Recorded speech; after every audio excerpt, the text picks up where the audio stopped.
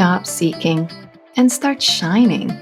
Welcome to a 22-minute bite-sized experiential session created to activate and empower your soul's unique purpose, which is not a destination, but it's a magical daily odyssey. Your moment to shine is here, and I'm your host, Julie Suen.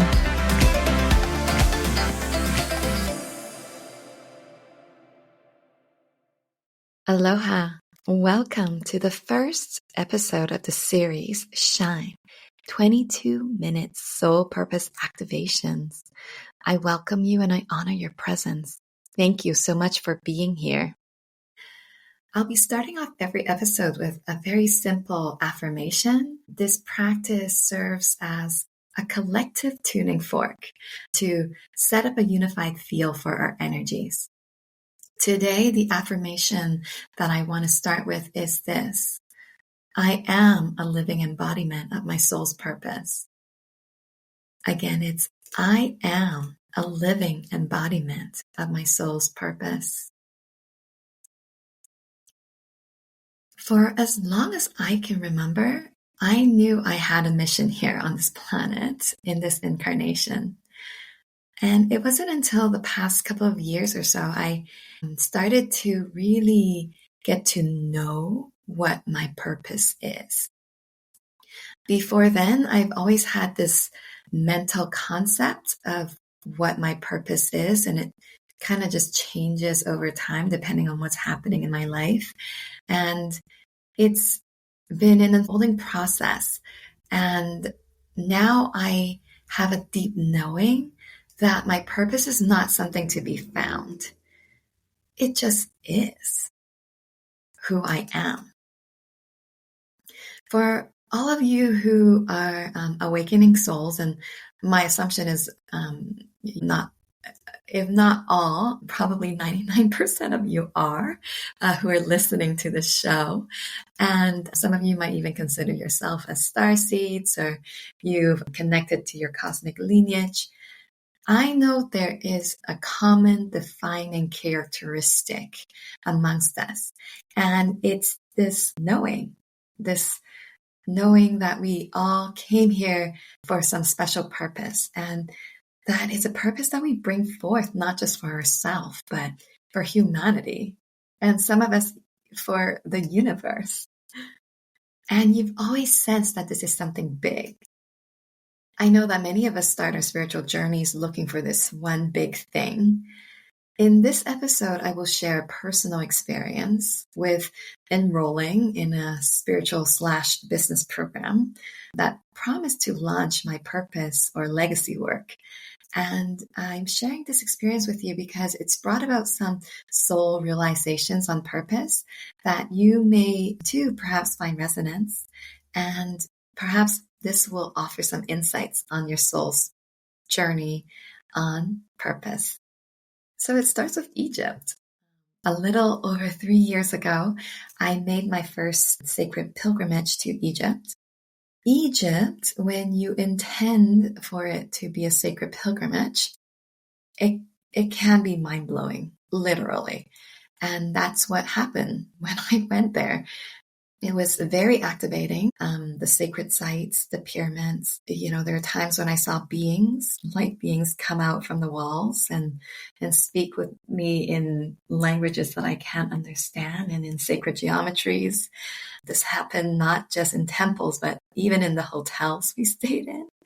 There was an experience in Sahara where I felt like I was punched really, really hard in the stomach, like so hard I couldn't even breathe. And then I cried for the next 3 days. And what unpacked was this really big piece of my soul came back in through my solar plexus. So these are exciting stories that I will share for another time. But my point is, after this magical journey, I became very activated, and I came home with some gifts that were unfolding, and I started to tap into the energies of the grids and sacred sites. What was very significant was this desire to share my gifts was awakened, and I was just tapping into these gifts, however. But there was this yearning, oh, I have to share these gifts, and I have all these gifts I want to share with the world. But I didn't really know how to start doing that. Shortly after the trip, I connected with somebody through an online radio show, and it was a spiritual radio talk show. And for the purpose of this episode, I will call her Danny, although that's not her real name. But yeah, I connected with her and I purchased a program with her where she offers this set of transmissions and she channels this Egyptian deity. And that was the first point of connection. I really want to work with this deity. And her program was a little bit pricey, but for whatever reason, all her transmissions felt so activating for me that I was just so drawn to this energy. I didn't care. I joined the program. And basically, close to the ending of this program, which was like 6 weeks or something, there was an immediate offering to join another program, which cost 5 times as much. And on a certain level, it became clear to me that, okay, perhaps this was an upsell, but I was just so drawn to her energy at the time. And it wasn't just the energy. She called this more expensive offering a legacy building program. Now, the word legacy has a very significant meaning to me just because I am an estate planning attorney. So I work with people's material legacy all the time. And it just really resonates with me. So her program was a spiritual legacy program where she was selling something that you can share what you came to do here in this lifetime, and your legacy is your purpose, and you can create programs just like hers and share your legacy. So the container starts with teaching you how to create a high-priced program. And then she'll guide you through to creating some smaller, like lower price offerings so that you can eventually upsell to this higher price program. Alongside with that, you have your own publisher. You'll work with this publishing company and then you can learn to channel this Egyptian deity with her. And then you can channel your entire book and you can get it published and you get physical copies of this book and they'll help you promote it, etc., etc. All of this was just so appealing for me at that time because it just felt so one and done. It's like a kind of one-stop shop for my soul purpose, for my spiritual legacy. Hey, I'm not going to argue with that. And one of the strongest selling points was she says, this is going to generate 7 figures for you as a spiritual leader. And hey, I thought, I'm not going to say no to 7-figure. A 7-figure income. Great. I joined the program. So once I did, I started to listen to some of the audio files that were a part of this container. And these audio files were teaching me how to channel this Egyptian deity through her methodology. Right away, I just felt, uh-oh, this is totally not aligned. And we had scheduled a call for weeks later where we would meet on Zoom and she will, through her Egyptian deity, she will channel this deity and we will get more clarification and create like a bigger vision on how I'm going to launch my legacy program through her container. So I continued in spite of what I was starting to feel about the misalignment. I continue with the program. A really big part of that was I felt bad. I don't want to cancel our contract. Right off the bat, I had signed an agreement that she provided that there's no cancellations. And, once you start the program, you are responsible for paying the full cost. And the crazy thing is, I am a lawyer. And looking back, I really questioned why I did that. But I guess there's a part of me that wanted to separate my spirituality and my practicality. So anyways, I just kind of had this like lingering feeling that this is not for me. But at the same time, I didn't know how to back out from what I've agreed to. Finally, a few weeks later, the call that we scheduled arrived, and it was going to start really early, 5 a.m. for me in the morning. And what happened was at 2 a.m., my higher guides literally kicked me out of bed. This is the first time they've ever done that. What happened was I was kind of waking up from the dream state, and I started seeing all these visions, and they were colors and wormholes and portals and sacred geometries and all of these things I can't really express in plain English because it wouldn't make sense anyways. But certain visions and anyways, the summation of all of these things that appeared in my inner visions was that they were showing me, if you continue down this path, you are going to be led somewhere you're not supposed to be. And that my higher guides were basically pulling me away from that trajectory so I can end up where I'm supposed to be. And so what happened next after that vision was they kicked me out of bed. I don't know how, but I literally rolled off the bed and onto the floor. And the next thing was they were very clear. They communicated to me, go on your computer. And so I did. I went to another room and went onto my laptop, and they guided me to go on Facebook. And then I got it. It was because they wanted me to message Danny on Facebook right at that moment. And so I did. I messaged her and told her what happened, that my higher guides were telling me to not join her program, essentially. And she was online and she responded right away. And we scheduled a call and we talked about it. And I decided to put on my lawyer's pants for that call. And yeah, I got out of the contract. I did pay her a cancellation fee, but I did get out of the contract and I ended that program. There was something very pivotal right after that conversation. Right after I got off the call with her, I decided to just close my eyes and kind of just anchor in because it felt like a lot had happened in a very short time span. I just closed my eyes, tune in, and immediately what I saw in my inner vision is the eye of providence, the cosmic eye.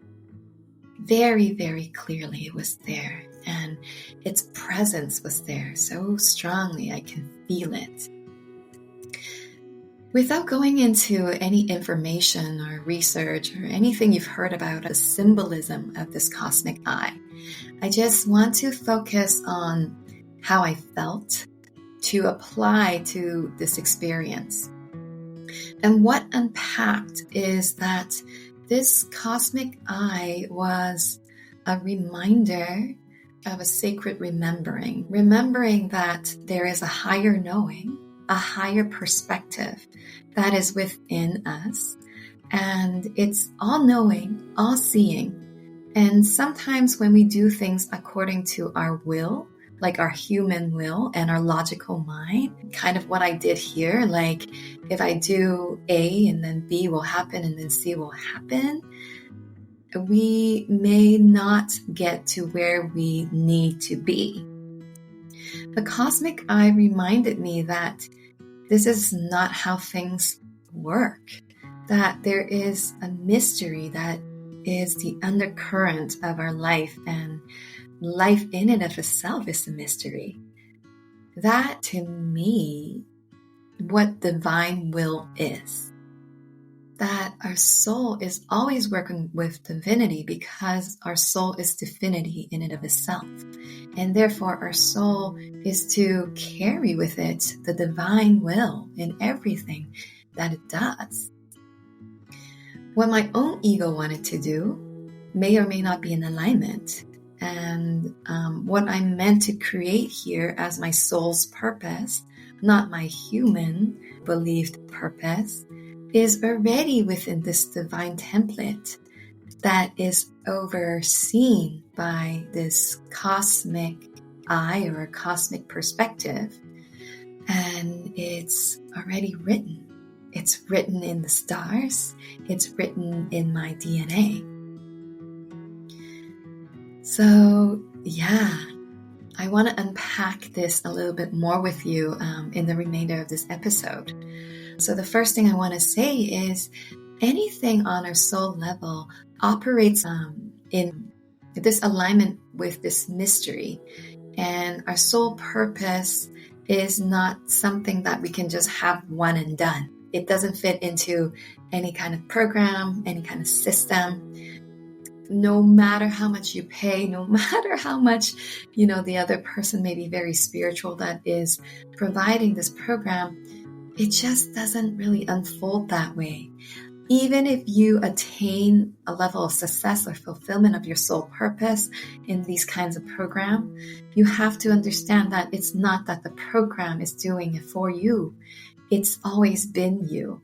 And this program may just appear in your life to be a kind of an assistance and support, but nothing can bring you to your soul purpose except for you.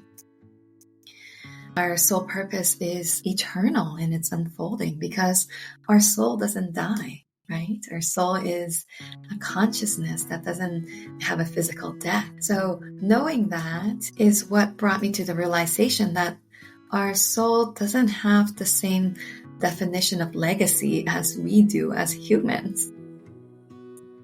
As we're thinking about our purpose, because it's not one and done, don't try to make it into this one thing.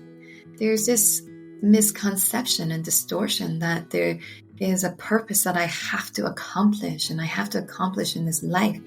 And the truth is, there's nothing you have to accomplish because the word accomplishment already comes with it in energetics of finality. And when you're talking about the energy of your soul, which is infinite and it doesn't, like I said, it doesn't have a physical death, there is no finality to your purpose. I want to emphasize this point because so many of us look at purpose as something that we have to fulfill. And fulfill also carries with it an energy of it being a task. Now, your purpose is not a task. In fact, your purpose is many tasks and many experiences that you are here to experience. And these experiences in and of itself are your purpose. Let that sink in for a second. Your purpose is to experience. So that brings me to a second realization about our purpose, is that our purpose is not something that we can see from the outside because it has to be experienced. That is why I shared my story, is because I went into this program with Danny with the mentality that I was going to go into this program and this person can channel for me and I'm paying her to get this clarity and she's going to give me these guided steps that's going to allow me to express my purpose. Now, there's nothing wrong with any of it. There's nothing wrong with thinking that. There's nothing wrong with working with channels because I still work with them all the time and I love it and I love to channel myself. But going back to the subject of our soul purpose, because our soul purpose is not one and done, regardless of the clarity that you may receive at the moment, from somebody else, which could be extremely helpful to knowing maybe your next steps and, receiving some insights, all of it is not going to assist you with the experience component of your purpose. Your purpose has to be experienced and therefore embodied by you. That is the only way you will gain a sense of inner knowing. And that is what I would actually call fulfillment in the context of soul purpose, not by mentally understanding, but by a full body knowing. And when you experience that, that is an indication that it's an understanding on a soul level. I don't mean necessarily that you have to go through some kind of hardship or challenges or go through decades of spiritual training to experience that kind of soul realization, but it always does come from a first-hand body experience. Like looking at a flower could be one of these experiences. And I mean, I've had that, and I look at a flower or a rainbow and zoom, you like all of a sudden receive a transmission. Actually, one day I was doing the dishes and all of a sudden I received this full body realization about God. So yeah, every realization you have on a soul level about your purpose is some kind of full body experience like that.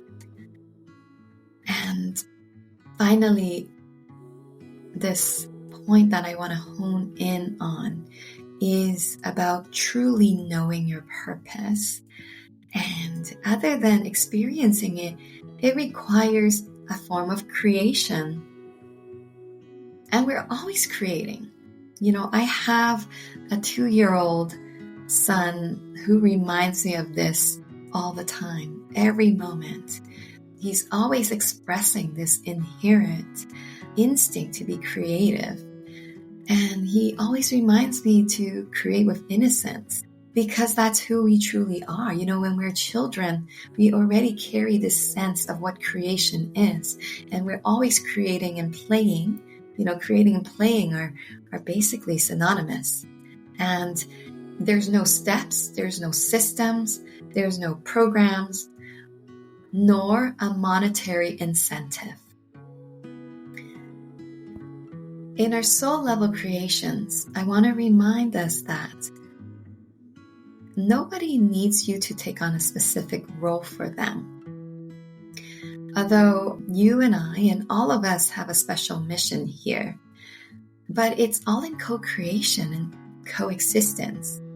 This unfolds into a deeper understanding of the interconnected nature of our existence and creation, which then leads to a question of, when we're thinking about our purpose, who am I playing in this role?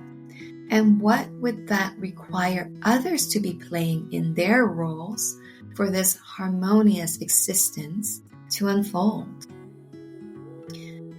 So, for example, when you identify yourself as a healer or a teacher or any other kind of, say, archetype, it's not a role that's imposed upon you. It is truly your soul purpose. It is an emanation of your true essence. So if you are a healer, and many of us are, really, just by embodying that presence, by being the essence of wholeness, you become a catalyst for others to step into their wholeness. The key is to recognize that nobody needs you to play a specific role for their wholeness or healing. And this brings me back to the point of the monetary compensation part, is sometimes we create with this incentive in mind, and then we justify that in saying, well, you know, because of my skills as, say, a healer, you know, I'm just running with this example that I've been using here. Even if you're a very skilled healer, if you go in with the intention that I'm being compensated to heal people, that is not a true divine co-creation. That is more of your human ego justifying the compensation. I'm all for financial empowerment, and I believe all way showers, healers, teachers of a spiritual path deserve to be compensated. Don't get me wrong. We just have to carry the right intention behind it. And understanding this is crucial, because at any point you believe others need you to attain something, for example, wholeness, because you believe your purpose is to be a healer, you're contributing to a reality where some individuals will play that role. They will play those who need to be healed by others, and doubt and lose their own abilities to be whole on their own. In essence, our roles in this co-creative reality are not about filling gaps, but about shining our unique light, empowering others to always recognize and embrace their own uniqueness and their own wholeness. Every thought we have is creating something. Every feeling we have is creating something. And it's not just creating for ourselves. We're putting that into the collective field. When we have an empowering thought of ourselves, we seed that into the collective field. When we seed it into the collective, we seed that for everyone else. Thoughts over time creates belief systems, not just for ourselves, but also the collective. And at the same time, we're embedding these patterns into our cellular DNA, passing it on into future generations. I say this because that is a real legacy right there. In my law job, when I'm writing a legal document, I ask myself, what are the intentions I'm putting behind this document? Am I creating it with love and harmony? When a chef cooks a meal, the intentions and emotions that goes into the food gets passed on to those who are consuming the food. What about a farmer? A farmer who harvests food and gets distributed on a mass level. How does this farmer's thoughts, emotions, and intentions become this farmer's legacy? The most beautiful thing is that knowing our souls are always in divine co-creation, we have the ability to always break the chain of anything that was created that is misaligned. So when the farmer or the chef seeded some unhappy thoughts into the food, okay, for example, and you as the consumer can just bless the food with love, that is how you break the chain. Love always trumps everything else. With that said, I send love and appreciation to all of you. I want to end this episode by leaving you with a suggestion to dream. My higher guides blessed me with this wisdom this morning. They asked me to look beyond everything I see in front of myself right now and dream up the most ecstatic, fearless, and biggest future you can imagine.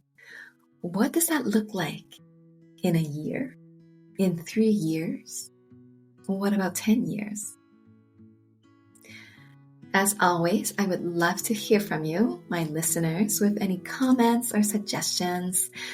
Please review this episode if you've enjoyed it, and feel free to contact me through my website at any time. In the next episode, I'm excited to be joined by Susan Taylor Shire, who is a highly established author, teacher, spiritual counselor, and intuitive healer. We will be discussing how to find purpose in everyday life, connect with our multidimensionality, abundance, and embracing spiritual wealth. I also encourage you to visit my website to subscribe to the email list. I will be sending gifts, including guides, meditations, and transmissions from myself and each of my guests on this show. They will be sent straight to your inbox after each episode. My website is juliesuen, SUEN.com. I can't wait to be with you again next Thursday. Until then, aloha.